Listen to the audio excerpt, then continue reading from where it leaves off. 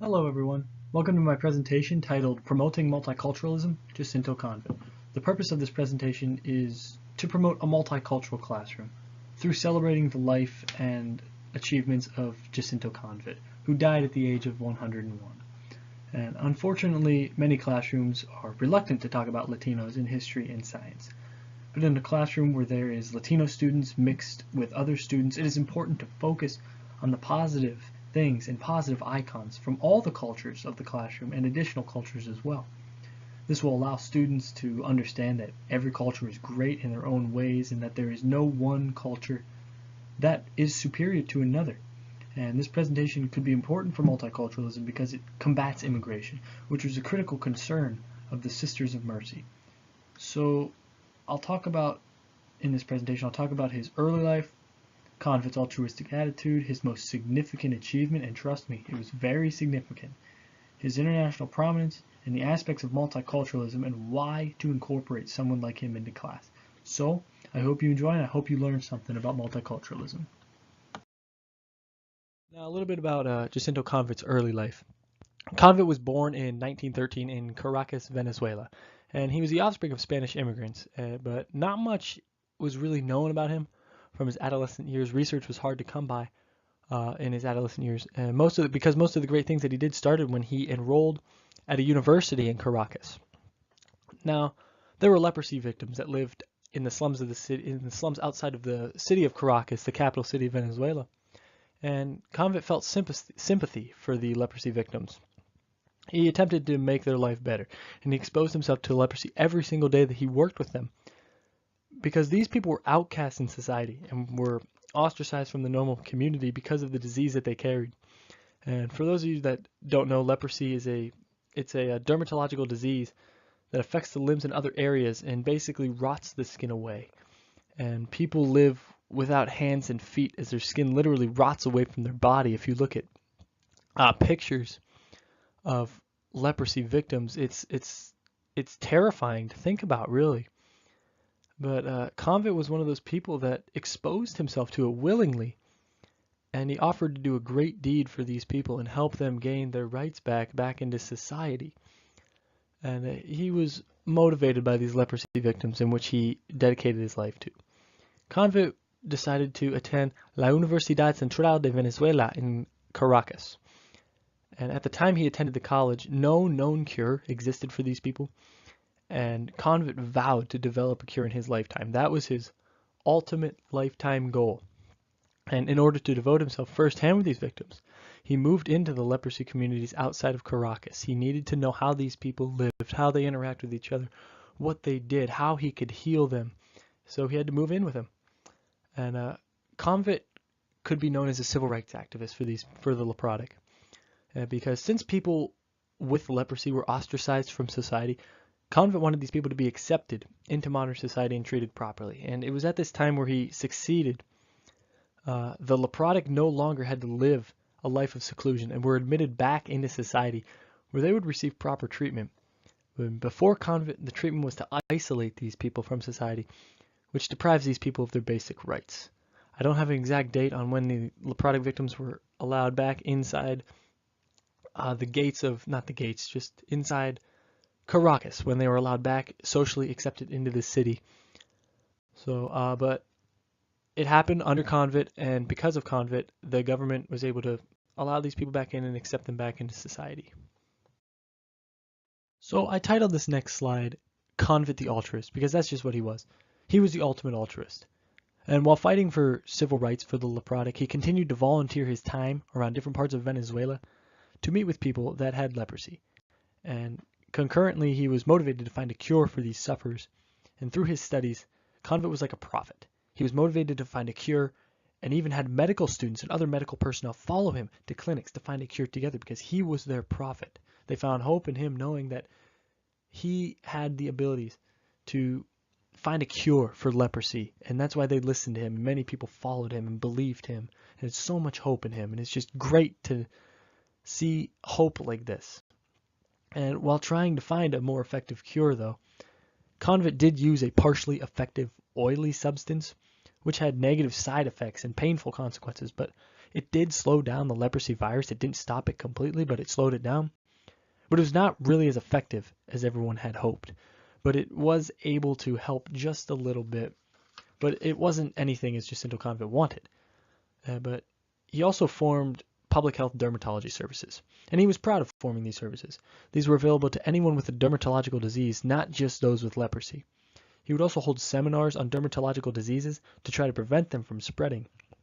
And these services spread to other Latin American countries as well as the time. It was not just solely based around Venezuela. It helped other South American and Central American countries.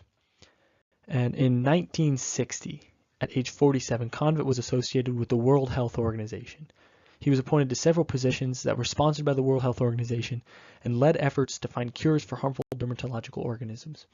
So here was this Latino man known as the ultimate altruist. He dedicated his life for the goodness and welfare of other people. And for Convit, it did not matter your racial orientation or religious beliefs, because he just wanted to help you live a healthy life.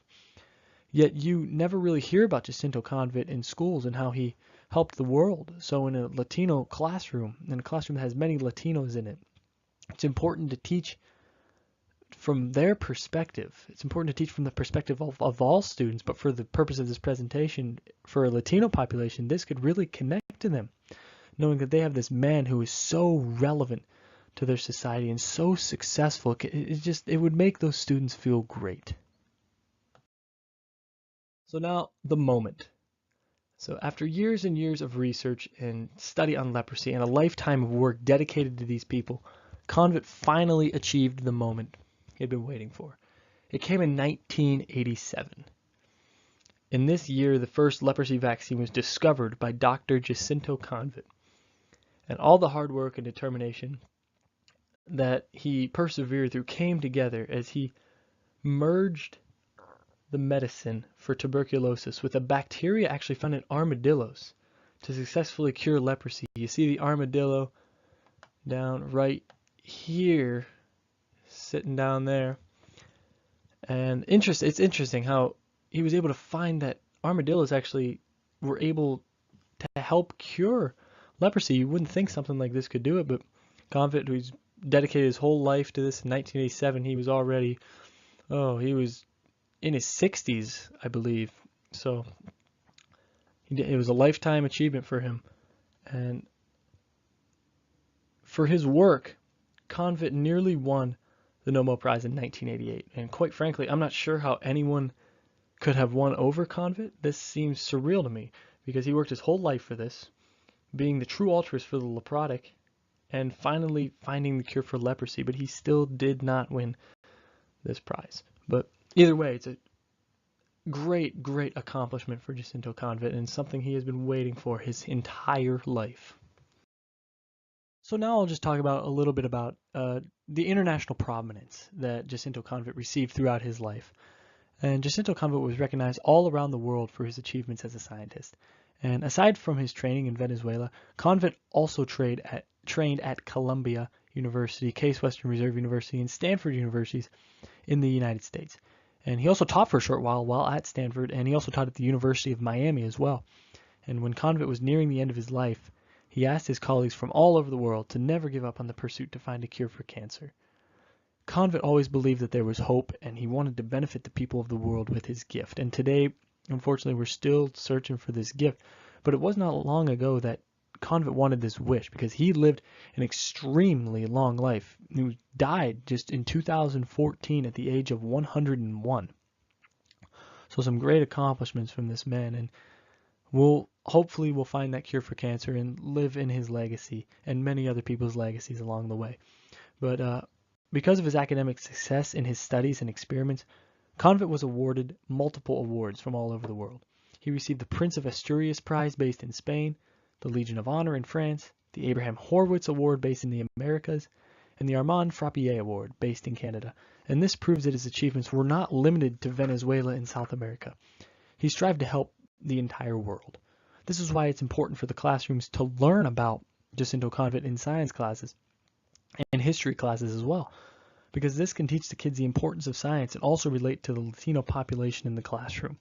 Because instead of neglecting this population, They need to celebrate this man to relate to these people, as I keep repeating, because his long life had so many accomplishments and is so relevant to many different parts of the world that it's hard not to include him in different aspects throughout education.